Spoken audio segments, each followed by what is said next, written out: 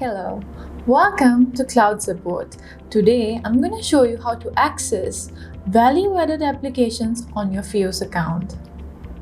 To access value-added applications, you can do it from the monitoring panel itself. Click on the Apps icon.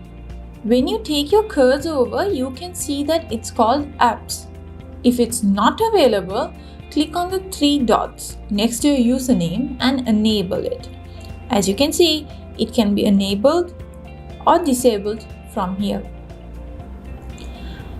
Now that it's available, once you click on Apps, you can see all the available applications. You can change it to see tiles view or list view.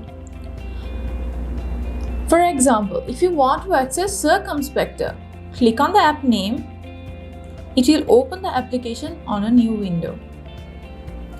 You can also search the required application by typing the name. So for example, if I want to access Logistic app, if I type it, you can see the application available.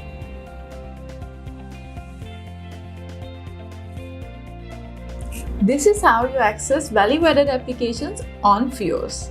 Thank you for watching Cloud Support.